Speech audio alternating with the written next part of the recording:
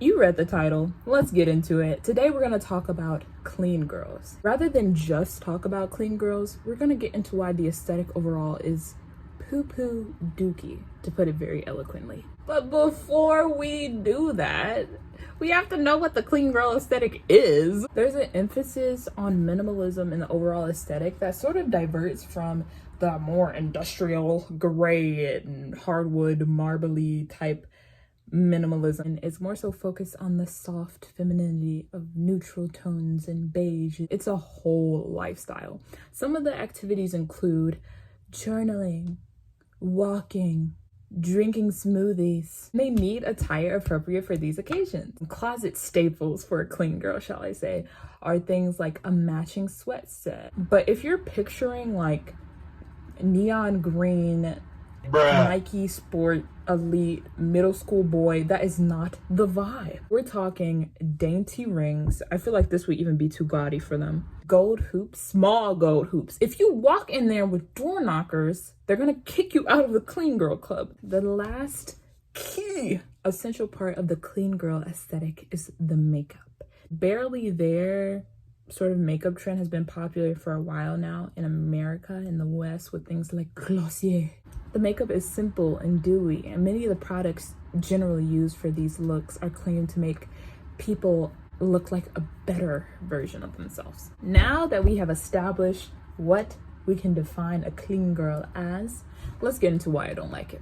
My main issues are the classism, the racism, and the misogyny of it all. Some people will say it's not that deep. I say, let me critically think in peace.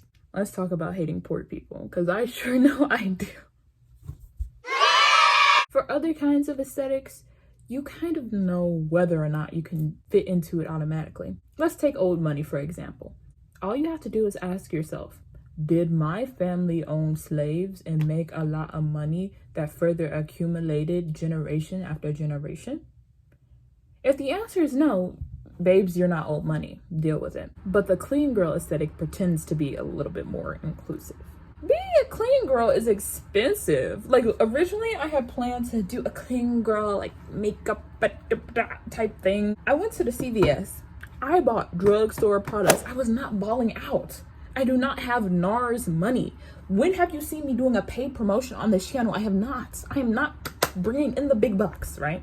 So I roll up in there, bloop, bloop, bloop. I did not drive, but let's pretend I did. I roll up in there. I'm getting my products. I get to the cashier and I have my $50 bill because I was gonna buy the products that I was going to buy and I was gonna get lunch after. So I'm like, okay, I don't even need to use my debit card today. I can just use the $50 bill and I'm gonna be good. Tell me why she ring up all my items. Beep, beep, beep. She said, your total is $49.58. I said, huh? All I got was a tinted moisturizer, a primer, this funky little contour highlight set, a beauty blender, and concealer. But these were supposed to be drugstore products. This is supposed to be cheap. So I was sitting up there confused in a mug. I handed over my money. I got my 2 cents back. And called it a day. So I was trying to achieve a clean girl look, but it put me like $50 down the drain. Obviously, you can see I'm not the most pleased with the sort of pseudo inclusivity that is present. This is my disclaimer that I thought $50 was reasonable before I realized the true impact of Biden inflation. Okay, I now know that it will cost an arm and a leg and a toenail. Thank you. It's not even just the makeup, even though currently I am wearing Maybelline's Fit in shade 355. It blends perfectly into the skin and it just really, really compliments me. Y'all, should I be a beauty YouTuber? I am beautiful, so it could work. It could work. I'm just saying. Moving on. Aside from the makeup having its own expense, because not usually people aren't using drugstore products when they're doing these tutorials, the clothes are expensive too. That stuff adds up over time. These things that are silent markers of wealth. When the people who are like the face of this aesthetic are wearing these very expensive things and using these very expensive products and living these very expensive lifestyles with their activities and their day in the lives, mostly depicting them drinking coffee and journaling and reading, when most people probably have like about this much time for self-care. If this is 24 hours, they have this much time in self-care because they're either working, eating, or sleeping. It's just an unattainable lifestyle for some that I feel like it's wrong to say that this is inclusive, because it could make people who can't do those things feel bad for no reason. Just say, I got a job that pay me well, or I come from a family with money, like that's how I can afford this stuff, and this lifestyle works for me. Sucks to suck if you can't have it. Then the poor person is like, well, dang, I ain't got it like that. There's probably people out there who do acknowledge the privilege that they have to be able to participate in this aesthetic, but that's not what I'm seeing in the mainstream, and I think that's messed up and unfair to people. You know what else is messed up and unfair? Racism. Let me make this clear. It's kind of racist, not super overtly racist, but it's kind of racist, and I don't know if that makes it better or worse in your mind. And if it does, I don't know why it will make it better or worse. You can reflect on that yourself. But all I know is it's kind of racist. There are a lot of people up in arms about the clean girl aesthetic being named like the clean girl aesthetic, because they're like, it's literally just minimalism. Like, what are you so upset about? But minimalism kind of unbased. Minimalism kind of bad. We can look at this quote from this dude who was like one of the fathers of minimalism, and we can see how it's kind of bad. Take a moment, read it. Why does he hate things that are interesting? Oh my gosh. Because I think ornaments make things better. What's a Christmas tree without ornaments? It's just a tree. Had some pretty like okay designs, but his mindset, it was messed up. The idea can be linked back to a phenomenon aptly named chromophobia by, what is that man's name? My boy David. Chromophobia is a phenomenon defined as, unfortunately, these chromophobic tendencies are pervasive in Western thought, especially minimalist aesthetics. He cites Charles Blanc as one of the main sort of contributors to chromophobia in the West. And the reason that Charles Blanc was chromophobic was trying to prove that drawings mattered more than coloring. So Chinese people who are better colorists than these European folks wouldn't be seen as better artists. He's like, well, coloring doesn't even matter. So like what really matters is a drawing. It doesn't matter that I can't color as good as you. He said it just like that too. Figures like Rousseau, Joshua Reynolds, who was the founder of the Royal Academy, and even Aristotle were like, drawings matter way more than colors. They're either irrelevant or they're bad. The book David wrote, it mainly focused on what was happening in the art scene, but these sort of artistic fundamental ideas for Western art theory affect all areas of society. Things like best interior design practices and fashion, with the idea of what is professional and what isn't professional, what's good versus what's bad. This binary is influenced by chromophobia. The vibe of Coco Chanel saying, look in the mirror and take one accessory off. That's why I'm wearing 3 rings today. Usually I would only wear 1 or 2, but I said I had to put another one on just so she could roll in that grave. I'm trying to see baby girl turn. Like, clean girls are like so focused on following these principles of minimalism, really in a lot of ways making their lives devoid of color, or even in a sense devaluing color. Kind of carries a twinge of racism. Not intentionally, not overtly, but there's like a sprinkling of it. That's a treat. You taste that? It's misogyny.